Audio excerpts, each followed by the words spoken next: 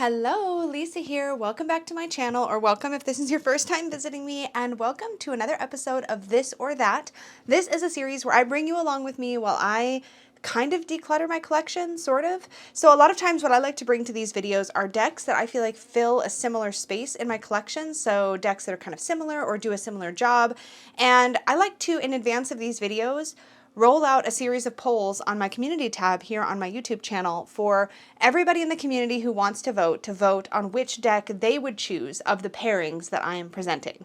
And then I like to share with you the results of those polls in these videos, and also share with you which deck I ultimately am going to keep, which I'm going to let go of, or if I'm going to keep both or let go of both, that kind of thing. So sometimes I am pairing things where I'm not really sure which thing is going to sort of win, and sometimes what I'm doing is actually seeing if a deck I have can measure up to another deck. So I already am coming into it sometimes with some sort of a preference, but then I decide, do I have space for both or only the one that I kind of prefer? And that's kind of the point of this whole series. So with that said, let me jump into the first pairing, which is going to be the Seed and Sickle Oracle versus the Song of the Grandmothers Oracles. So let me pop these out of their bags, and then I'll put up the poll so you can see how the community voted. So at the time I'm filming this, the Song of the Grandmothers Oracle wins out at 54% of you would keep this one, and 46% of you would keep Seed and Sickle. So let me talk about why I've paired these and sort of what I'm feeling and thinking, and what, I don't know, where I'm ending up. So part of the reason this is happening is because the Song of the Grandmothers deck kind of came in and swept me away. I had a chance to review a prototype copy of this deck, and I ended up just really falling in love with it. For starters, the art on the cards is really colorful. It's pretty, it's colorful, but what I really love about this deck is it's got this gentle, nurturing voice. It ticks all of my boxes. So we have what we're looking at on the cards. We have Grandmother Iguana. We have a single expansive keyword that we can use with the card, and then we also have this really sweet haiku at the bottom. And so without even getting into the guidebook, I feel like there's just so much that I can work with each card.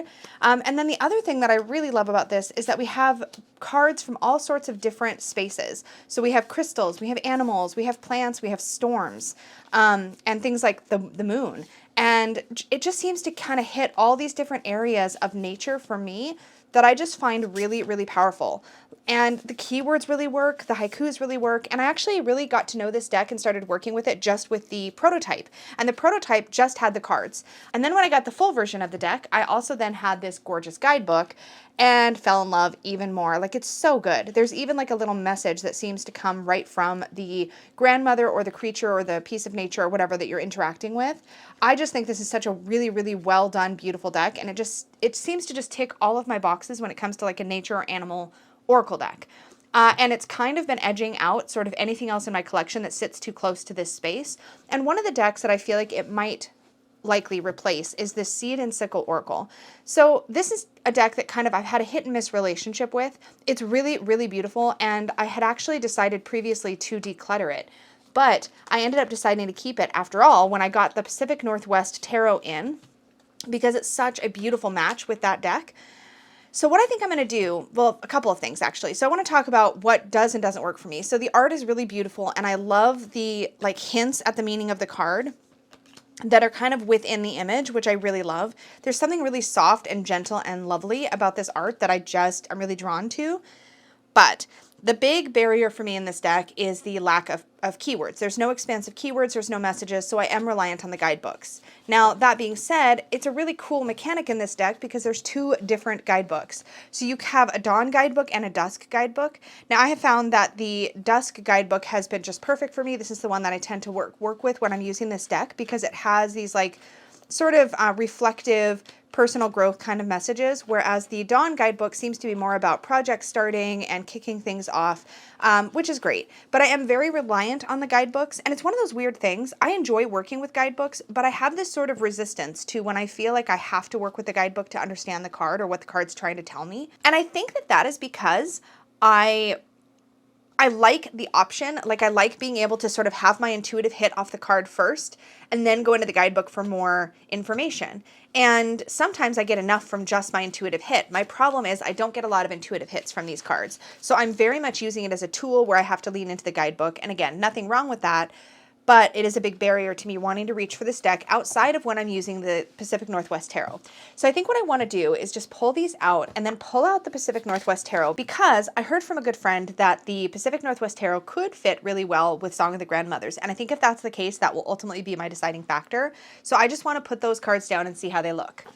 So the Pacific Northwest Tarot is probably one of my favorite ever animal decks.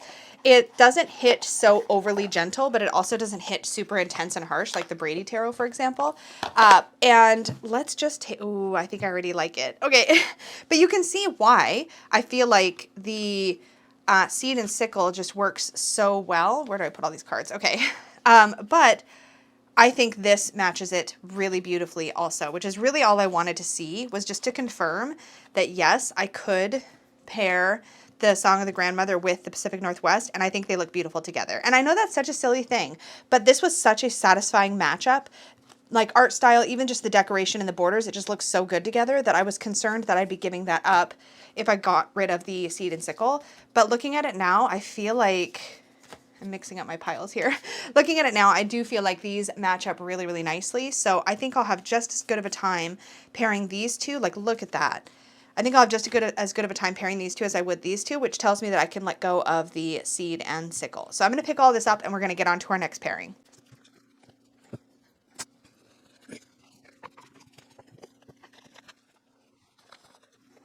So the Song of the Grandmothers is staying. So the right-hand side is going to be my staying pile, and the Seed and Sickle will be going. And when I say going, this is a great opportunity for me to clarify.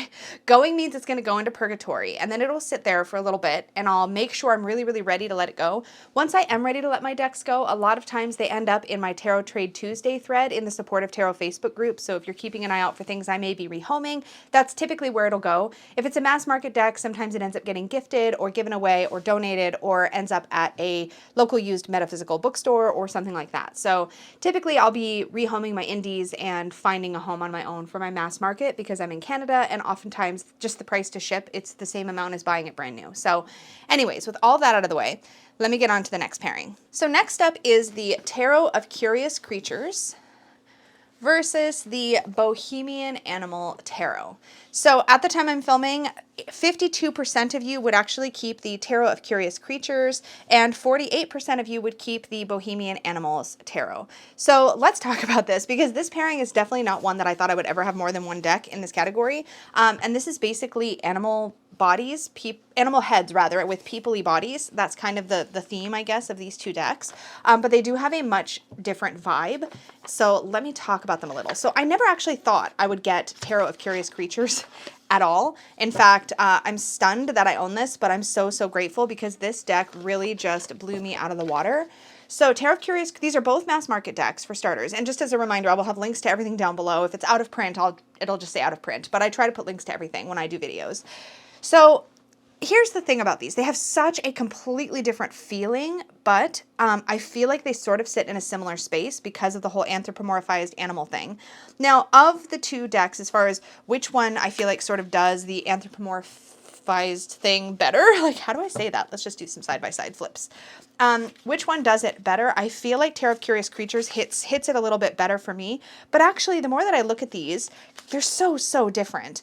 Tarot of Curious Creatures is a deck full of personality. It makes me laugh. I feel like these are very much three-dimensional figures that I can talk to and know.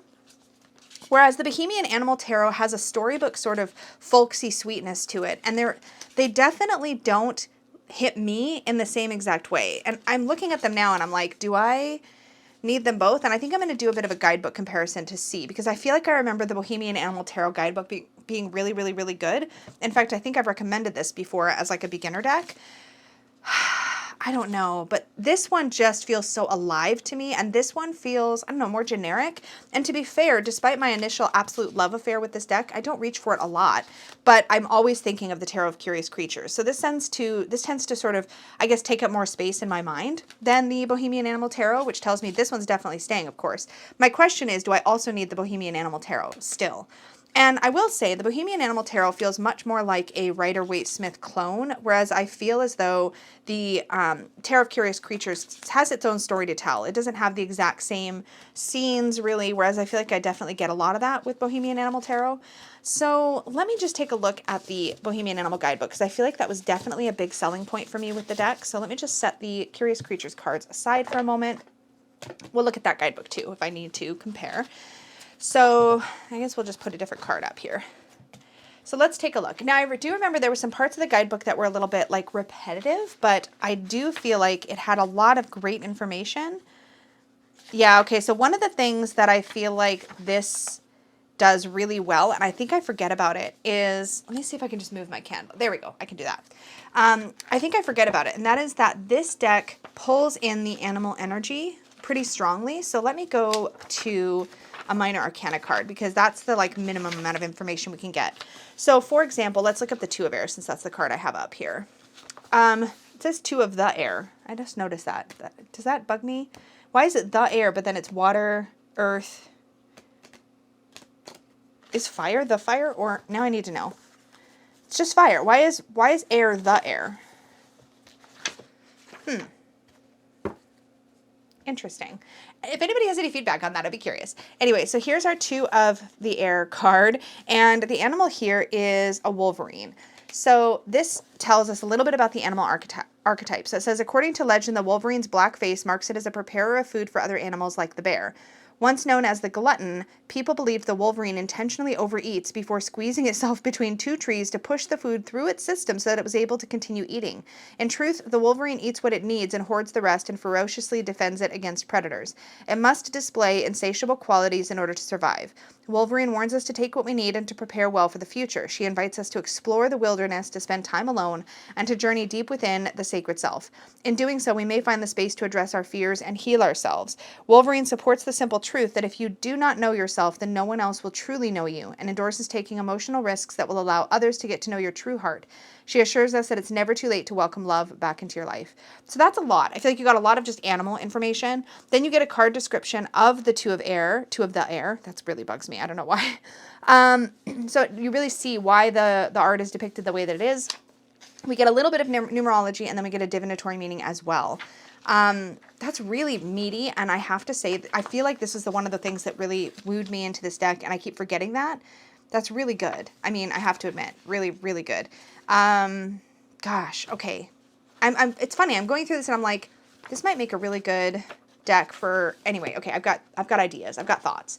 So, shoot, this isn't going to be as straightforward or easy as I thought. So let's take a look at Curious Creatures. Now, Curious Creatures to me brings a sort of like not taking itself too seriously kind of vibe. Let's see what we get. So here we have, let's pull up a minor arcana for this one too. So let's just see. First minor arcana. Okay, nope, I don't want a court card. There we go, Four of Wands.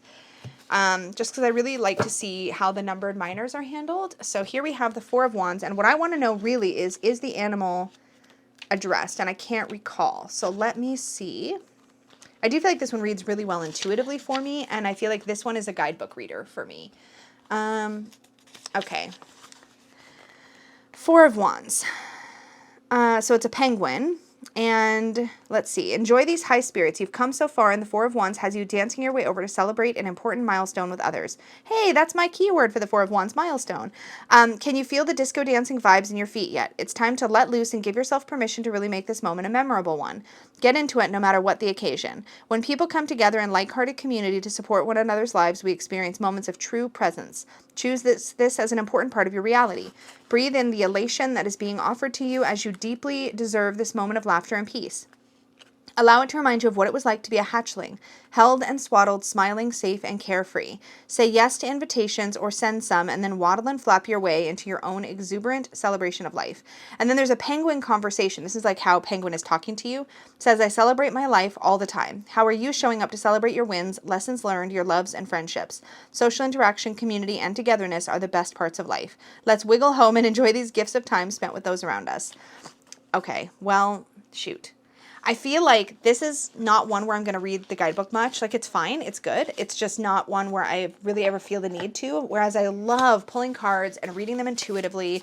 I get so much from these images and these creatures that is separate from the, maybe even the creator's intentions. So this one definitely stands alone as a deck, but I have to admit I'm a little bit charmed by the all the juicy extra information I get about the animal archetype in the Bohemian Animal Tarot. And I thought this was going to be a pretty easy one because I love Tarot of Curious Creatures so much, but looking at the guidebook, I think really just reminded me that this is a really, really good deck. And now I'm just sitting here like, what do I do? Do I keep both? I feel like I might need to keep both. Let's look up the Solitary. That's a major arcana card. Is that a bear? I think it's a bear. As somebody myself specifically, I'm speaking of here, as somebody who has a hard time with like animal identification and like always understanding animal messages, I really like the animal archetype section here. Yeah, bear sits symbolically in the west on the great wheel of life, encouraging us to journey within, to quiet the inner chatter, and sit in silent contemplation to find the answers we seek. You know what? I really want to work with this deck. I really want to work with this deck. So I think what I'm going to do actually is I have, I'm planning to do a little bit of ancestor work this year, and I think I might use this deck for that. I feel like the fact that it's not actually people and that it's more animal energies, I think will make that more accessible for me as work. But yet I feel like I've got lots of different personalities here, lots of different energies. I think this could be really good for that. So I think I might use it that way. And that might be a really powerful way to work with this deck. Plus, I just want to spend some quality time with it and get to know it. I'm feeling excited about it again, just looking at it. And that tells me that this needs to stay. Okay, let me just pop everything back and do a quick recap. Okay, so the Bohemian Animal Tarot is going to stay. And so is the Tarot of Curious Creatures. Okay, the next pairing is the Kawaii Tarot versus a very new to my collection Pastel Unicorn Tarot. So you guys voted 53% in favor of the Kawaii Tarot and 47% of you in favor of the Pastel Unicorn. Now, Pastel Unicorn's new, and I was already struggling with the Kawaii Tarot. Let me talk about it a little bit. So I'm kind of trying to figure out if I need these both, or if the Pastel Unicorn Tarot kind of fits the bill for the Kawaii Tarot. I will admit, it's a little hard to even consider getting rid of any unicorn decks, but I have really struggled to feel connected in any way to, oops, I bumped my camera. I've struggled to feel connected in any way to the Kawaii Tarot, and I'm pretty sure that the reason for that is because it's very busy. So it just feels as though the cards have so much going on. Like, these ones aren't so bad, but a lot of times there's just, I feel like it's too much. Like, there's too many lines on the card. I don't know how else to describe that. And it just doesn't hit. Like, this feels very, very busy. I totally get the meaning of it, and the meaning comes through fine, but as adorable and cute and chubby as the unicorns are, I don't feel drawn to work with this deck. It's really fun and vibrant and playful, but every time I get it out, I just kind of feel kind of overwhelmed, and so I end up reaching for other things when I want this sort of cute, playful vibe. So it just sits, and that's a shame. I just think it's too noisy for me somehow. Like, this is a really good example, this Ace of Wands. Like, it's just so busy. There's so much. And it's interesting because what I did shortly after getting this deck was I picked up a coloring book by the same artist. So this is a book called A Million Magical Creatures. It's by Lulu Mayo, the same artist who did the Kawaii Tarot.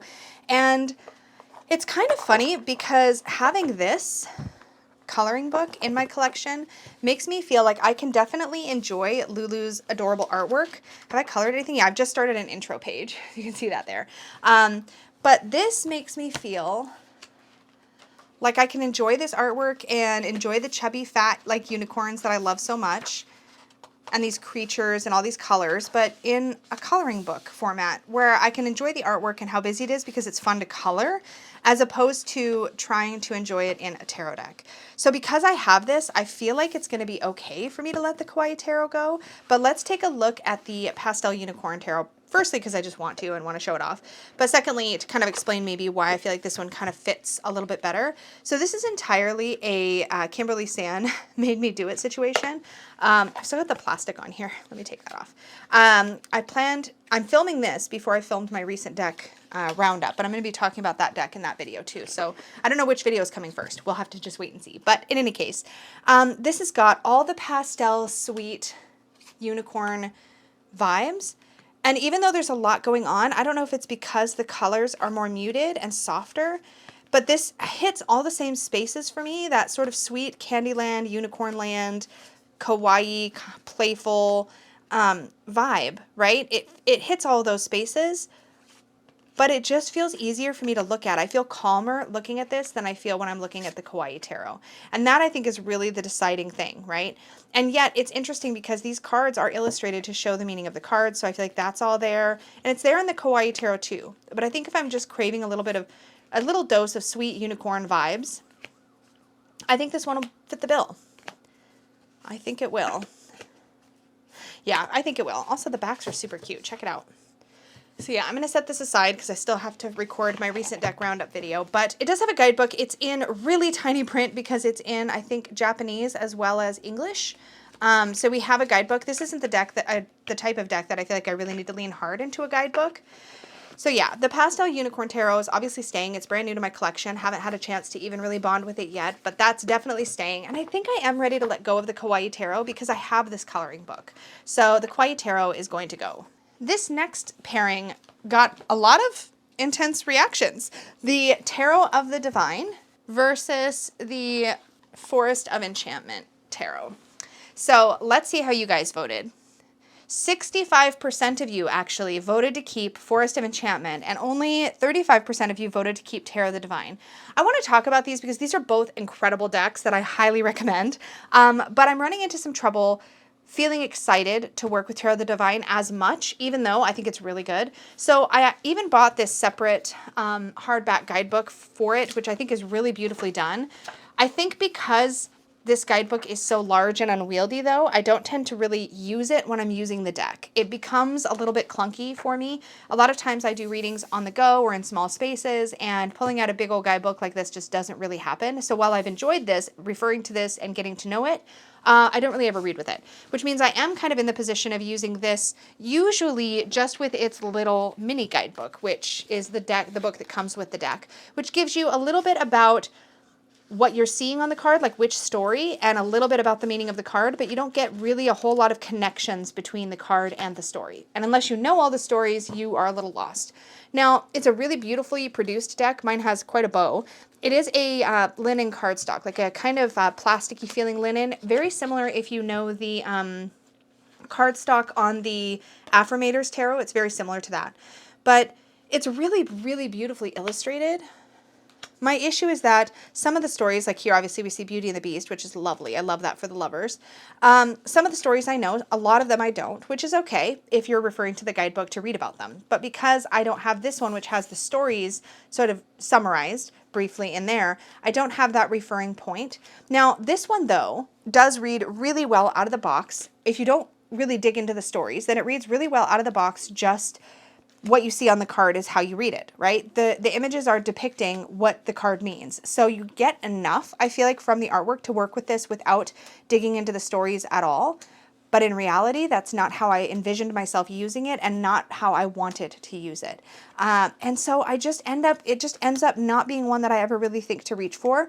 I reached for it a lot when I first got it, really enjoyed my time with it, got a lot out of that experience, really loved the stories, loved the ones that sort of inspired me to go read the real sort of foundational story from a better source, because of course these are just like little snapshots, interpretations of these tales, right? So I really liked when I was inspired to go look up an actual story and read about it. But that sort of, I love this Two of Cups so much though. I really do like how this is illustrated. I think it's really beautiful, but I'm not reaching for it. And so when it comes to fairy tale decks, I found that I've had a really hard time finding story and fairy tale style decks, despite my love of fairy tales and of myths and of folk tales and stuff. Despite all of that, I have found it really hard.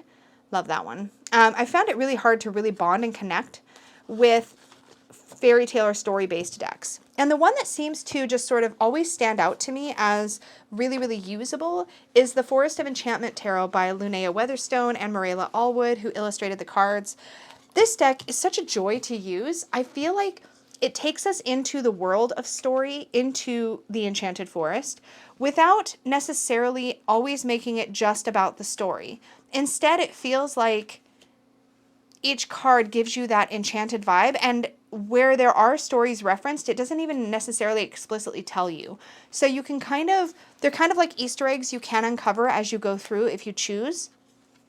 I love the magic of it. I love the illustration style. It's everything I could ever dream of for a fairy tale style deck. I think it just really, really, really hits the nail on the head. Now, prior to this, I would say the deck that I am really excited about as far as fairy tale decks go is Lisa Hunt's Fairy Tale Tarot, which has been out of print for a long time. It's my understanding that she's contracted to produce at mass market, but of course we're some time off from publication. And in fact, I actually still have my English guidebook that I was able to get a hold of the Fairy Tale Tarot. So I have the original Llewellyn guidebook for the out-of-print version of this deck, which I've kept because I suspect that when it comes out mass market, we may get a much slimmer version of this book, and I wanted to have this just in case. But this is my other Fairy Tale Tarot, I would say, that fits the bill. But I only ever had this in the Spanish version, and I ended up just, because it was in Spanish, it sounds so silly, because I was able to read most of the cards. I know enough basic Spanish to kind of get my way through. It just felt like a barrier somehow. It just didn't feel like it was something that felt accessible to me in the same way. I'm hoping I'll feel different about the reprint of the mass market of the Fairy Tale Tarot by Lisa Hunt. But because I know that I'm probably going to scoop that up once it's available, then I've got this one and the Fairy Tale Tarot both to potentially fill this space in my collection. So I don't think the Tarot of Divine can really hold its own. Oh my gosh, I love this wise woman so much. She's casting bones. I love it so, so much. There's so much about this deck that I thoroughly enjoy and appreciate, and it just inspires me and it makes me excited to work with it. I love it. Anyway, okay, all this to say, this one's obviously very, very safe in my collection. My question is, with this deck and with the upcoming mass market release, I think it's US Games that's producing it, the Fairy Tale Tarot that's going to be coming mass market, with these two, do I need the Tarot of Divine also? And I think my answer to that is no. So I'm definitely keeping the Tarot of the Enchanted Forest, and I am obviously going to be getting the Lisa Hunt Fairy Tale Tarot once it's available, and I'm going to be letting go of the Tarot of the Divine. My last pairing came about really because of my tarot deck collection series, which I did in December, so I'll put a link to that whole playlist up in the cards for you, but I decided that I'm not sure if I need both the Healing Waves Tarot and the Dame Darcy Mermaid Tarot, but let's see how you guys voted. So 67% of you said you would keep the Healing Waves Tarot if you were in the same boat as I, and 33% of you said that you would keep the Dame Darcy Mermaid Tarot. So let's take a look at both of these decks and talk about why they're in the same space, where my feelings are sitting, and all that good stuff. So the Healing Waves Tarot is a very out-of-print deck. I've spoken about it before. A lot of you, I think, may have voted to keep this, and correct me if I'm wrong, but I feel like some of you may have voted to keep this simply because it's irreplaceable. It is out of print. It's never coming back. The creator, at least, has said that it's never coming back. So the idea that this is irreplaceable definitely has to weigh into the decision a little bit, whereas the Dame Darcy Mermaid Tarot is still available at the time I'm filming this. So if I were to rehome this one and change my mind later, I could get it back, whereas Healing Waves, I couldn't get back. Now, to be fair, Healing Waves is very, very safe in my collection. It's the bar that I'm measuring the Mermaid Tarot against, because this is a deck that feels like the ocean to me in all of its wonderful ways and all of its magic. I love this. I love that it was watercolor painted with paints that had been activated by ocean water that was collected by the artist. I love the vibe of it. I love its softness and the sweet creatures that we see in it. There are a few cards that aren't perfect. I actually have an original painting from this deck that was gifted to me by the creator of the King of Pentacles, or the King of Earth. I love this. There's a couple cards where the perspective's a little funny. I think it's actually only in the star card. No, not the star card. It's a different one. I can't remember which one. It might be Temperance. The perspective's a little off and it throws me. But that literally is the only card that ever comes up in this deck. There it is, Temperance. It looks like she's sitting on the beach, and then her knees are bent and her tail's down in the water here, and so it's hard for me to figure out the perspective of this card. If you have feedback, actually, on what you see when you look at this, it looks as though the beach has to be up higher for this to work. But if you can see it another way, I'd love to hear it, because I struggle with that one a little bit visually when it comes up, but that's literally the only thing. I love this artistic style in general, and this feels like summer to me. It feels like the ocean to me. There's a little bit, I love the Queen of Fire so much, but I love axolotls. Anyway, so this tends to sort of sit in my mind as my quintessential summertime oceany tarot deck. And then the Dame Darcy Mermaid Tarot, which sort of formerly filled this space for me, starts to feel just a little blah to me in comparison. So they both have elements of sort of being in the sun, having mermaids, but this one's got a lot more like sort of seafaring people, like a piratey dude or a captainy dude there. There's some other human elements throughout this, some sailors and things like here. It doesn't keep me strictly at the sea the same way, even though they're both located there. Like here it does it with sailors and mermaids, whereas in the Healing Waves Tarot, it does it with sea creatures, little lizards that are by the sea. It just does it differently, you know? And I don't know. So this one, I like how this feels. It's a beautiful shuffle. This cardstock is glorious. I love it so much. But aside from that, I never, ever, ever reach for this. And I feel like this is one of those like very grown up. It feels kind of, if you know what it is, it feels like somebody else's aesthetic, to be honest. It feels like the kind of aesthetic I feel like the cool people would have, you know, like this would be the cool people's mermaid deck, you know. I don't know how else to say that. It just feels like someone other than me would like this deck more, you know? And I like it, and it was great while it was the only oceany deck in my collection. But I think next to Healing Waves, it continues to just sit getting no love and attention, because when I think, wow, I really want to pull out an oceany deck, the funny thing is I think of Healing Waves, and then I think of my Marseille Tarot Sirene before I think of this one, which is pretty telling, I think. So this one is going to... this one's going to go. The Dame Darcy Mermaid Tarot will go into purgatory. And the Healing Waves Tarot is definitely going to stay. So let's have a quick recap. I am keeping Healing Waves, Tarot of Curious Creatures, the Song of the Grandmothers, the Tarot of the Enchanted Forest, Pastel Unicorn Tarot, and the Bohemian Animal Tarot. So that's 1, 2, 3, 4, 5, 6 are staying. And I am letting go of the Dame Darcy Mermaid Tarot, the Tarot of the Divine, the Kawaii Tarot, which never got back into its bag. Let's fix that. Wait, maybe the Pastel Unicorn Tarot needs to go in that. Okay, yeah, that's what we're going to do. Anyways, okay, so the Kawaii Tarot and the Seed and Sickle. So 4 decks are leaving and 6 decks are staying. I think that's a pretty successful this or that for me today.